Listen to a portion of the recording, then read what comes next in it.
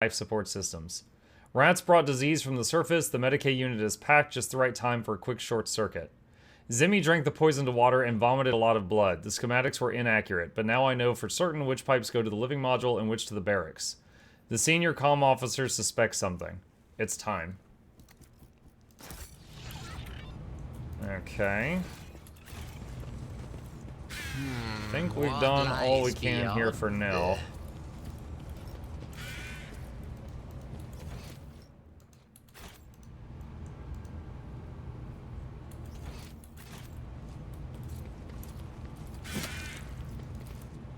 It looks like the bunker has a working generator. Return to void ship. You open the door? Yeah, like, I thought I vented the whole place out, and then I opened the door, and the problem came back immediately, and it was like, okay, what was the point of that? Lord Captain, the crew that was sent to the surface reports they have cleared the collapsed passages leading to the lower levels. After exploring the abandoned rooms, they discovered valuable cargo that they have already brought aboard. Okay.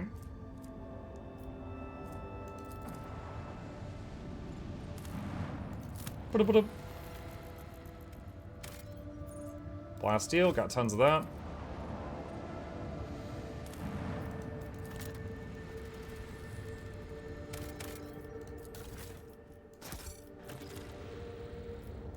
My last extractium.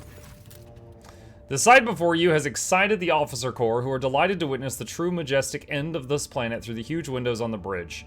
One of the many nameless worlds throughout the expanse, an unknown reason caused the planet to break into several uneven parts, but its strong magnetic field is still preventing them from drifting into the cold abyss of space. The planet's hard inner core has remained almost untouched as thousands of explosions taking place under its shell of hard metals light up the world's heart from the inside. The Augur crew detects several ruined extractiums on the broken planet's surface. Their analysis shows somebody used to mine adamantine here, but abandoned the deposit after the catastrophe. Most of the machines are damaged beyond repair, but the tech adepts claim one of the complexes can be restored if the rogue trader has required parts and equipment. Provide the technicians with scrap to repair the extractium. A few dozen time bells later, the Lord Captain is informed that the repair crew is suffering from unrelenting headaches, most likely caused by the oppressive magnetic field of the world. However, the machines that have been successfully repaired and the extraction of adamantine may continue if the Lord Captain wishes. Of course, the mine needs to be staffed with a squad of working servitors and a maintenance brigade doomed to endure endless pain caused by magnetic storms. I literally just put an extractor there.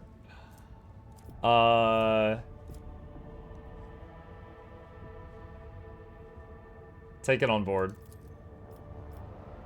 So that team is gonna have headaches, and then there was another team, and I'm like, oh no, I won't give you guys headaches. You're my favorite.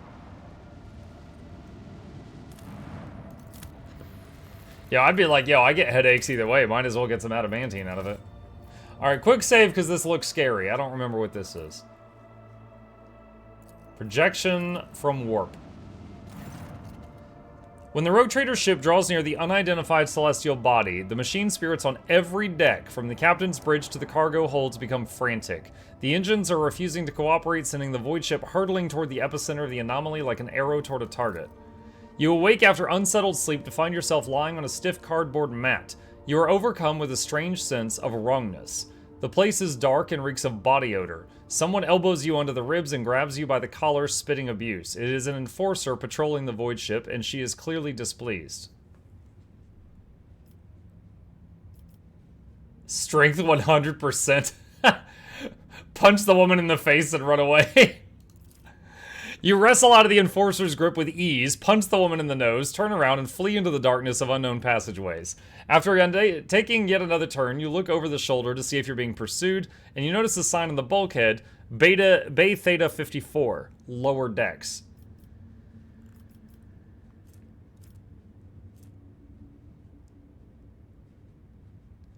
Talk to the locals to learn about everyday life on the lower decks.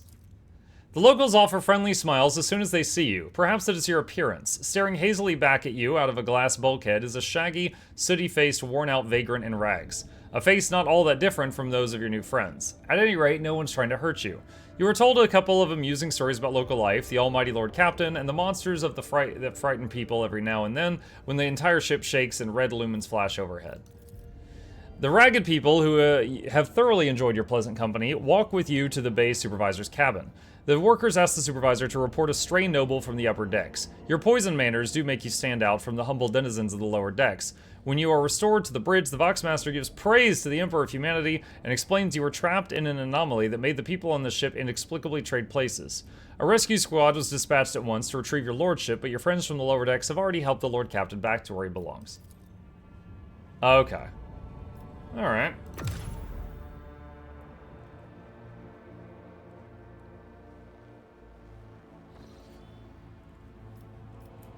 Reading this a bit late. So when I was talking about the dog infinite loop thing, Anuk Sunamoon said, oh, mummy reference.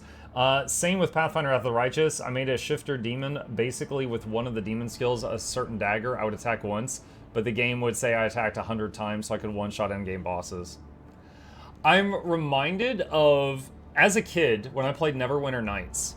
I don't remember which one it was. It was either Neverwinter Nights or Neverwinter Nights Hordes of the Underdark, but one of those. There was a boss that was like a huge demon thing. And my character had some levels in Monk. And so I was constantly avoiding his attacks, but I couldn't hit him. His armor class was so high.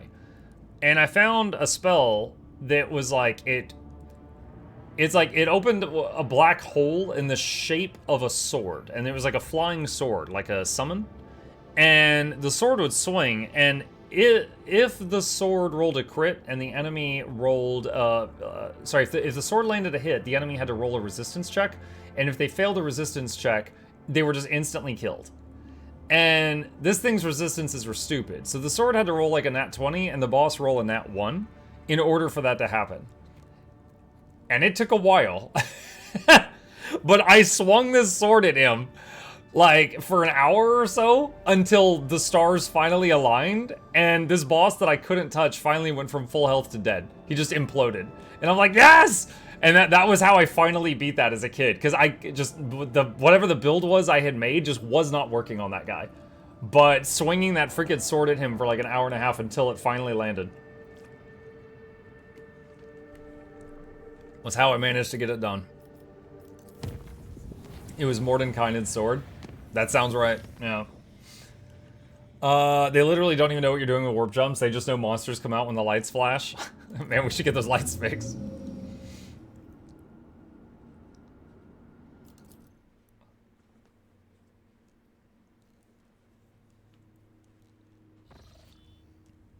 Let's see. The coordinates from the ship's log lead to an unremarkable star system. The Augur crew reports that the arrays cannot register anything worthy of the Lord Captain's attention. Was this log entry just someone's idea of a joke?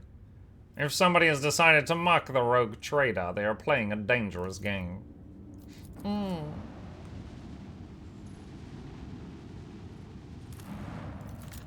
Buddha.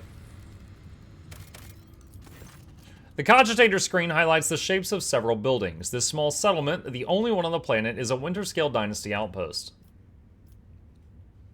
Visit. After a lengthy descent to the planet, you're rewarded with a dismal sight. The entire outpost consists of long columns of uniform bunkhouses, machine hangars, and a large headquarters topped with the massive antenna of an ancient Voxcaster. The binary suns hanging in the sky make every object cast two shadows, a spectacle you find vaguely disturbing. The custodian and his people go out of their way to give the esteemed guests a proper reception, but the resources are scarce at best. Talk to the custodian. The custodian shares alarming news. This outpost is highly dependent on various deliveries from the core Winterscale worlds, but 2 ships have already failed to arrive on schedule. The locals do not have an astropath of their own, so the custodian cannot determine the cause of the delays or request aid. The outpost will soon run out of food at this rate, so the custodian sends an urgent request for provisions. He is begging you for help, offering what little his settlement has in exchange.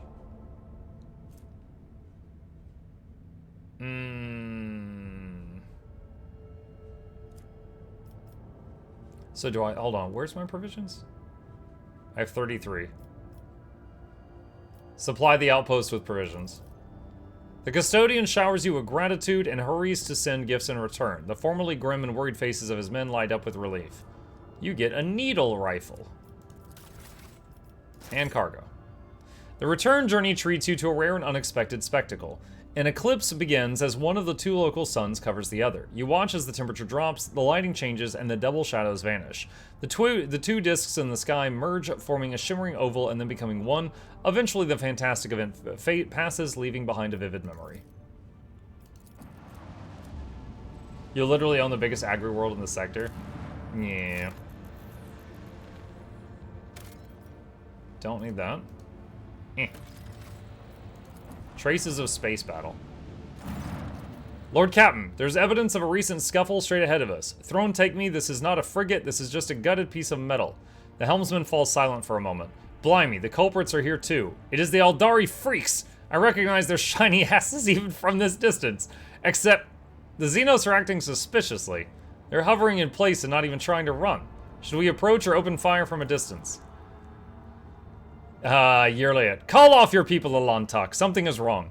The children of Assyrian are dismayed, but doing something like this to a Monkey vessel? No, we are not animals. I appeal to your prudence and the promise you made. Do not destroy my kin for the deeds they did not commit. Lord Captain, we've received a report from our augur crew. The situation is unusual. The Xenos ship displays no biological or energetic signatures, even though it appears to be intact. According to the scanners, there is nobody on board. However, survivors are believed to be hiding in one of the compartments of the damaged vessel of the Imperium. We have also spotted some drifting plating remains that belong to a third unidentified vessel. Have the acolytes of the machine cult identify the remains of the third vessel. The Voxmaster relays the orders to the tech priest and promptly receives a reply.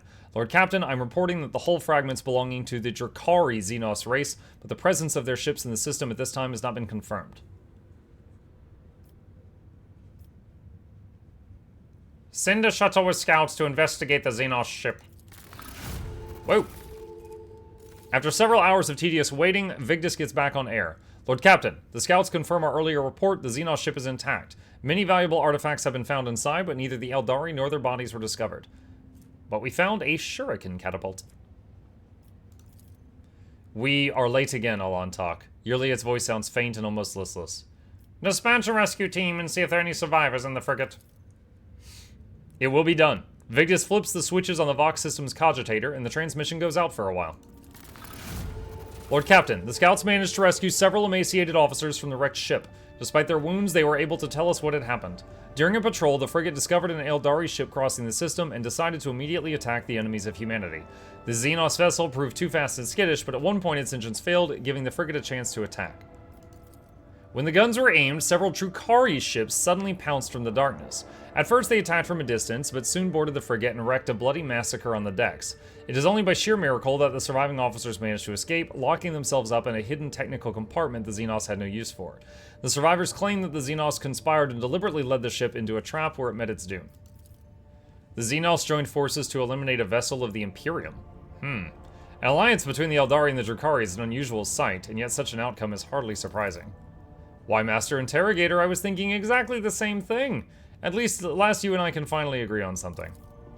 How blind are the Monkey to the vices of their own kind? Humans attack a ship of the children of the Assyrians, sailing peacefully by, but it is by my kinspeople that are to blame? Yearliot is beside herself with contempt and rage. No, my kind would not willingly take part in a massacre orchestrated by the Dark Ones and then abandon their ship. Something else happened here, something I'm afraid to even consider. We've done what we could, we're leaving. Alantak, has... The combeat in your ear delivers a stifled gasp. Has my search come to a dead end? I ventured into the darkness of space with a Monkey, hoping to find my kin, but all I found were corpses buried by human hatred. Yearliot's voice trembles with desperation or anger. We may not have agreed on everything, but at least you tried to reach out to me. As a thank you, I will share the coordinates of my kinspeople's cache with you as I promised. You will be given a reward worthy of your efforts. The way she said that sounded like she was leaving the ship.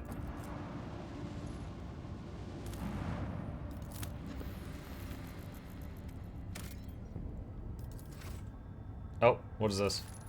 Heinrichs, the telemetry indicates that these are the remnants of an Imperial world, a sorry sight.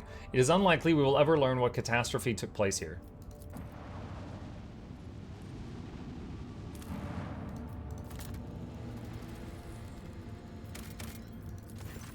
The crew retreated to a truly impressive sight, a colossal storm on the gas giant's surface.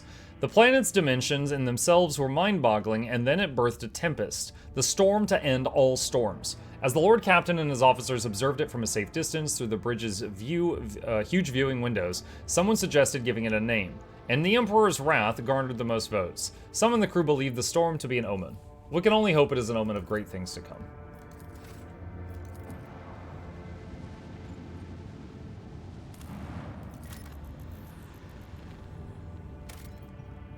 Nothing there. Okay.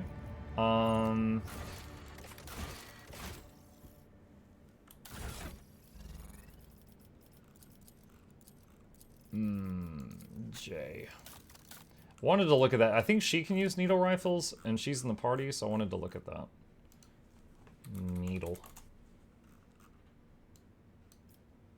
Needle pistol, needle rifle.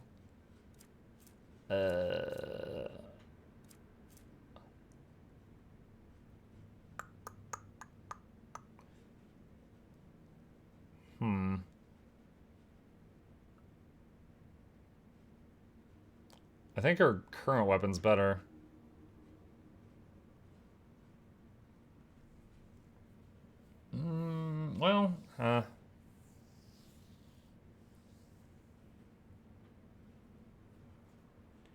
There's less on-hit damage, but more armor pen, and it has the dot. Oh, I could try it. I could try it.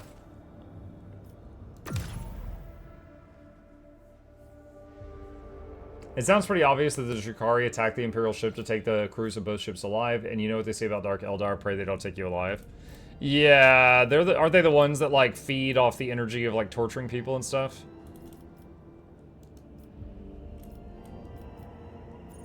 Answer the call for help from Grantis. How do I get there?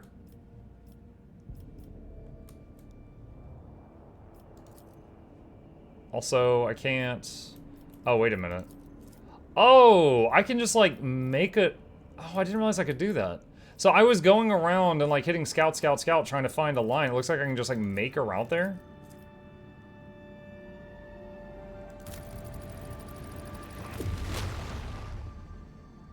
I didn't know you could do this. It's lowered to dangerous, at least. Alright, we might get jumped by demons. Since the very start of the warp jump, rumors of ill omens have been widespread among the Voidsmen. Sudden deaths among the crew, ravaged corpses, jagged shadows lurking behind bulkheads. A Terran day later, the mystery unraveled itself in the most heinous manner, an attempt on the rogue trader's life. The question of how the Drukhari Xenos came to be aboard the ship will have to be pondered some other time. Right now, the Lord Captain has to fight for his life. Ooh. Is this another battle in my bedroom? Because we got jumped in my bedroom last time.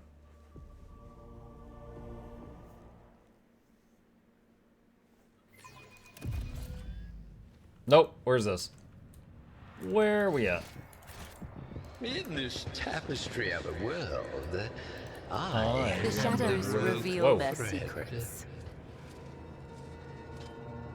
I do what I must. You can make those routes anywhere. Yeah, I didn't realize. Watch out. For some reason, I was thinking that I needed to, you know, go to each spot and hit scout and look for, you know, the connecting lines. I did not remember that you could just do that. Using attempt at defiance. You will fall.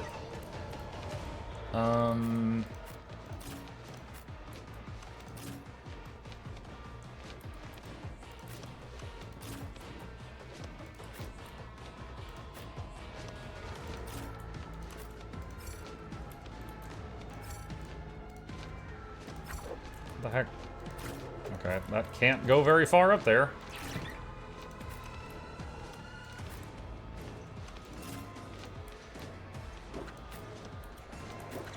Oh, there we go. It just had to stay near Jay.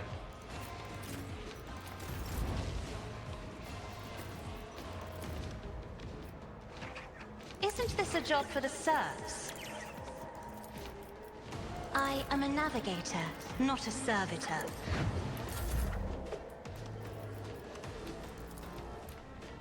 And where's the Drukhari? So far, I just see people.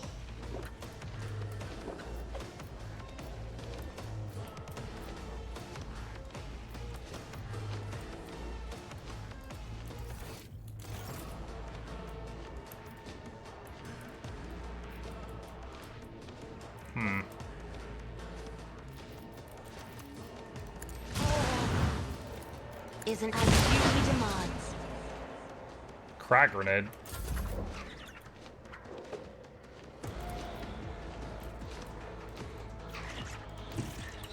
Activate calculated fury algorithm. My competencies are not universal. Did they all just have like grenades strapped to them that blow up when they die with that? Setting target parameters for tech familiar unit. I can't It's generally recommended to connect your planets together for fast travel in this manner, the ones you own, I mean. Makes sense. I'm gonna need a lot more warp points to do that, though. My, it's time for them to run, my sweet.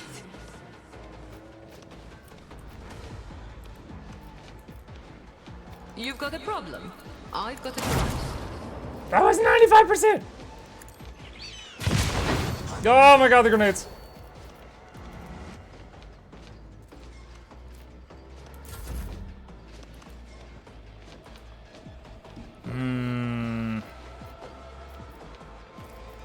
Me? If you insist, Lord Captain.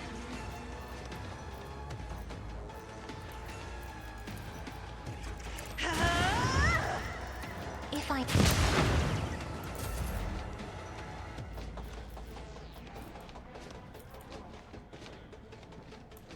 Don't get too cocky.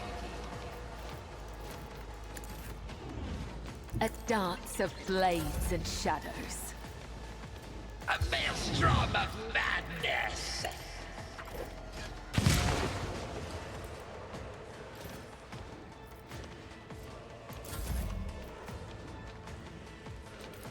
I can do that with the right incentive.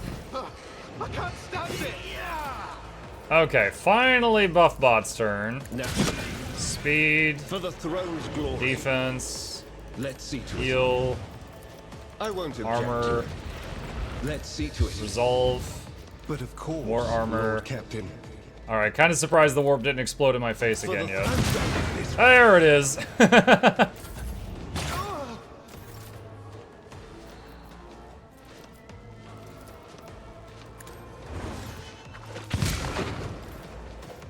Let's see.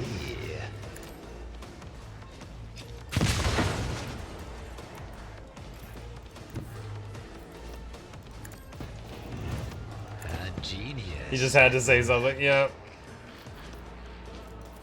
Schemes within schemes. One thing I wish it did is it will not tell you before you click. If you're like, dog, attack that guy, it will not tell you if the dog is going to run out of movement right when he reaches the guy and then just stare at him. But like with a person, see, I can see, like, I can move that far, but I can't move that far. The dog, it doesn't say. You just click go attack that guy and then pray. Death comes in silence. Killing brings me no pleasure. The Vizier, would he be proud? Am I?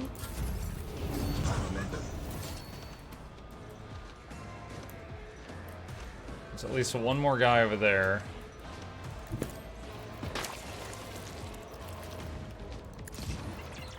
I'm afraid not. I am a navigator, not a servitor. I'm...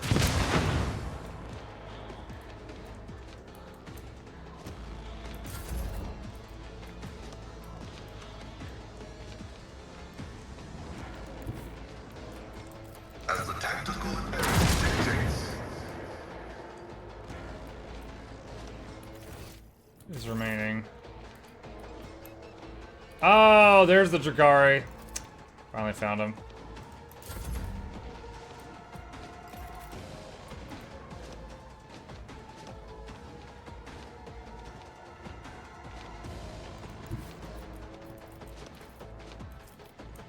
A moving target lives longer. Dang.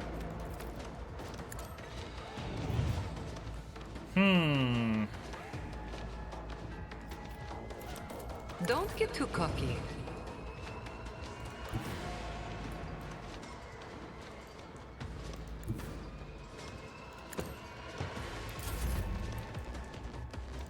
I have read tomes of military tactics. Tell me, and it is done.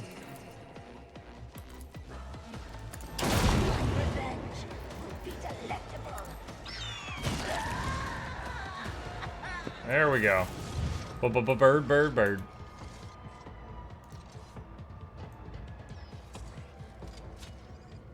Let's see. Hey, Mug in chat. Mug, I have a question about Rogue Trader. Yes, I've been watching the gameplay for some time and I'm not sure. Is that lady a navigator or a servitor? Do you require Cassia an is a audience? navigator. Just trying to figure out how to pull up her big picture. She is a navigator. That thing on her forehead is a ornament, but behind it she's got a third eye. So, like, a lot of her attacks will actually stabilize the warp, and will... yes, it's essentially like if she indeed. just opens her eye and looks at someone, they can get fried. An ill omen. She's also considered by most to be the most Just as overpowered he character. ordained.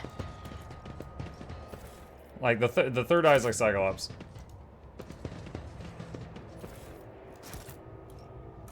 Are you sure she's only said it like 200 times? Ah, you were trying to be silly. Gotcha. Yeah, I'm sure.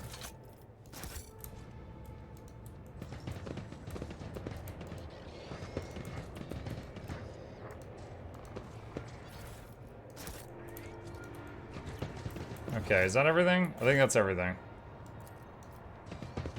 Actually, 2 people got injuries from that, but those will get cured on the ship. I guess from, like, every enemy we fought there had a cracked grenade attached to them, so when they died, they just blew up.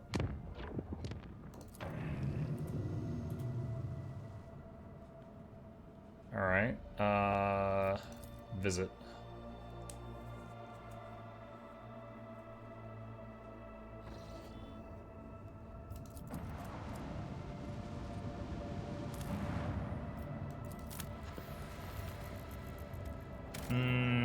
When is Wu Chang Fallen Feathers gameplay starting? My brother, who is not beach made, is quitting that game because it's too difficult. First time he's ever done that. Did your brother beat, what was that one Souls like that I quit? Sekiro. Did your brother play Sekiro? I'm wondering if it's tougher than Sekiro or if it's easier than Sekiro. An unknown ship hails you as soon as you are in its detection range. The ship, the Scarlet Pursuer, helmed by Captain Demir Shani, has Footfall listed as its home port.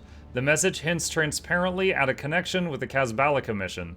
The Voxmaster adds that the captain has a proposal for you. He did, and he got the secret ending. So, your brother beat Sekiro, but he says that Wu Chang is too tough. That's kind of scary. Because I have cleared, like, half a dozen Souls-like games, but Sekiro I didn't.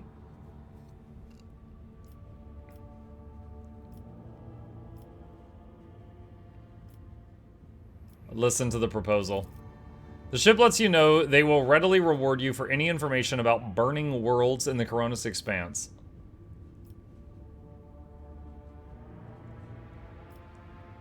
Share them your info on burning worlds. With effusive gratitude, the ship sends out a shuttle with the promised reward. 500 faction with Kazbalika, 5 empty soul traps. Why are they looking for burning worlds? The reply is as courteous as it is vague. The captain cites a scholarly curiosity in this understudied type of world. Upon hearing the message, Magos Pascal expresses a keen interest in burning worlds and asks the Lord Captain to take the issue into consideration. Jay Hadari immediately declares that Captain Shni would never dash about the void out of scholarly curiosity, but only for suitably high return. In that case, perhaps the Lord Captain too might want to look into burning worlds. Seneschal Warsarian makes no comment regarding the Kazbalika message, but is amazed that for once the esteemed Magos and Mistress Hadari are in passionate agreement on something.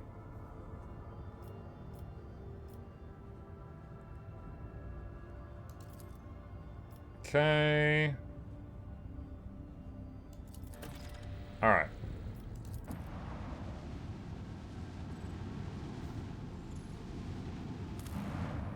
Let's see, that was literally a passive that you could buy if you played the Mastermind archetype in City of Villains. The funny part is you could pick regular henchmen to summon in that game.